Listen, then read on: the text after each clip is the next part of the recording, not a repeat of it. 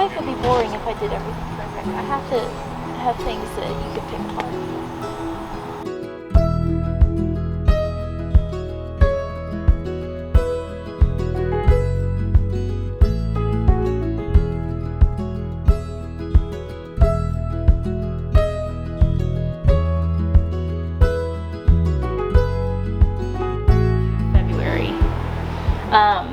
So I had planned on these coming to my house literally when they were dropped off, but we were in Oregon still. So they got dropped off here, but it worked out for the best because Karen had some diarrhea, had to clear that up.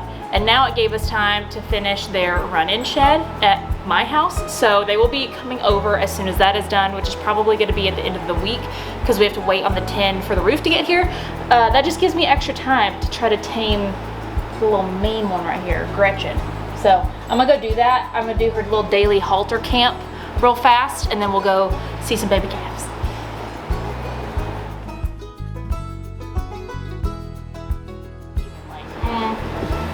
You've been getting filthy. So Karen's the one that's due in February, so she'll have a baby first, around the same time Ginger will. And then if Regina is pregnant, she's due, I believe, in like July, but maybe August. I have to get her ultrasounded because she was bred right before she was delivered, so too soon to know. It is calving season here at Running Springs Quarter Horse and Cattle Company, emphasis on the cattle company during this season, and we've had a few babies hit the ground so far and waiting on quite a few more. So let's go see the ones that are here and talk about the ones that are to come. Now, everything in here should have a tag on. If we see something with no tag, it's fresh. So during calving season, multiple times a day, we count calves. And that is to make sure all the ones we know of are accounted for and that there's no new ones. And if there is a new one, we see which mama had it. We write down her tag number, write down if it's a bull or a heifer, and then we make up a tag for that baby, tag it so that we can keep track of who belongs to who, and then put it in our registration book and keep everything organized.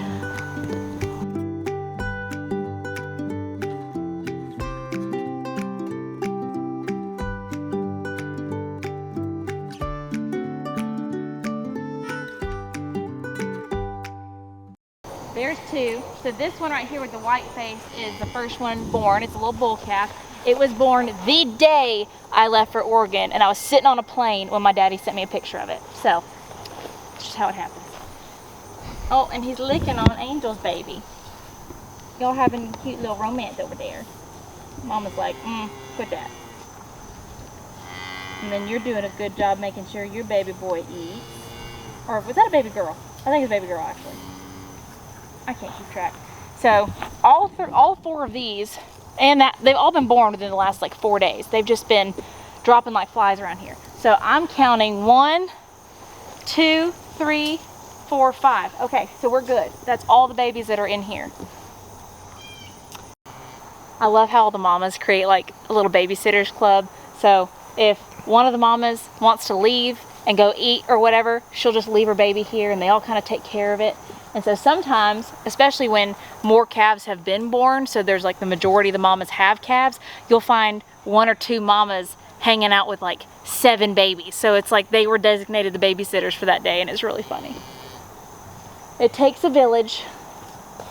So this is our sale cattle field, which is all the mamas, and if they have their babies, then their babies will be included September 30th for registered Simmental, I think a few registered Angus. It is our farm with a few other farms that get together for the Seedstock Connection Sale every single year. So if you are needing some good cows, maybe come out or do the online auction. I will have all that linked below in the description. So these all are included except for Smooch right there. I don't know why she's in here. I was very concerned when I saw her because we love her and I had to make a panicked phone call, but she is just in here by accident. So checked all them. That's where the 5 babies are. Let's go look at the keeper field, and there should be 2. Now Gigi has a baby. Gigi's one of our cows that we don't pay attention to the names of all of them, but she's a special girl, so she has her own name tag. She had a baby last year, a little heifer calf named Kiki. So this year we kind of follow her Gigi name. The letter for the Simmental registration, and we kind of follow a letter each year, is L. And so I really want Lulu for her baby's name, but we'll see.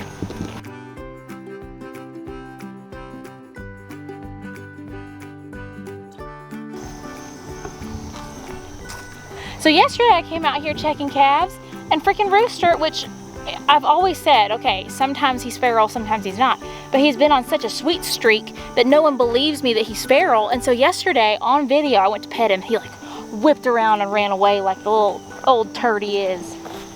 You let me pet you? Are you gonna make up for yesterday?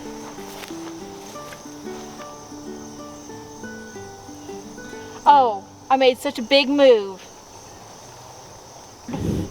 You're not feral, you're just different, that's all. So, a lot of people use donkeys as livestock guardians, and a lot of people don't, because you have to have a special donkey that will do it. Not all donkeys have a protective instinct over other livestock. They are protective of their area. But Mr. Rooster here, 100%, he sits with the calves that are newborn and like watches over them like a guardian. He will go with the mamas that are about to calve and like stay with them. I've seen him do it year after year. But on the other end of the spectrum, we've had a donkey that we tried to have coming up after Mr. Rooster, like a younger little protege, and he tried to unalive the calves. So you gotta have one young and raise with them in order for it to work. And even sometimes it doesn't work, but we are lucky to have Mr. Rooster, and I probably will try to find like a weanling standard sized donkey to put with him at some point and let him teach the ways and let him correct their behavior if they are aggressive towards the calves. But oh, Lulu is special. Oh my Lulu, you are special. Look at your face and your little white feet and the little tip of white on your tail. Oh my gosh, she's out of one of our best producers, and she is by Genesis. Oh my gosh.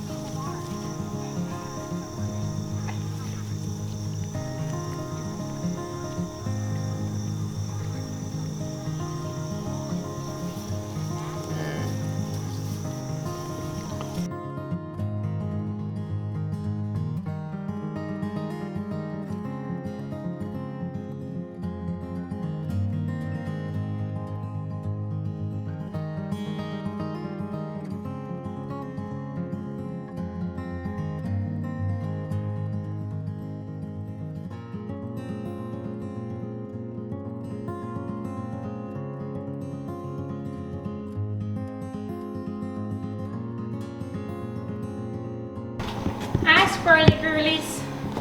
They're actually the least squirrely cows we own. So this is Leona and Fiona. Leona's the first cow I ever bought. So I have a handful of cows, including Bonnie and a couple of yearlings. I have one in our upcoming sale named Greta.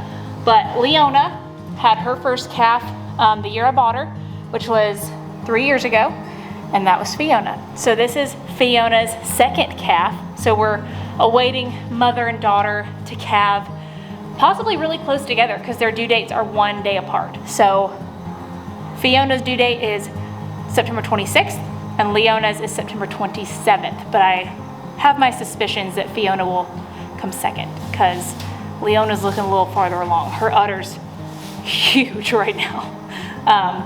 And you may be concerned about her teats when you see them, because they're kind of blown out, but every year that happens, and then as soon as she has a calf and it nurses her, she's completely fine, so we're not worried about it. So just like with the horses, if you watched me during foaling season, We look at their body, so we look at their stomach, how dropped it gets, which Leona is carrying lower than Fiona. We look at their udder to see how much milk they have. We look at their hip to see how sunken in they are. We look to see if they are really uncomfortable laying down, if they're getting up, getting down, looking back at their sides, looking to see if they look like they have visible contractions. So those are things we look for. And this year, because both of these girls calved without me being there last year, and we just walked up on baby calves, I wanted to see if we could capture their births. So we put them in the cattle barn, and I got cameras set up this year. So we still might miss it. You never know, because they don't have foal alerts in like we do the horse. But I'm hoping that we can be down here at least quickly after they give birth, if not while they're giving birth. So.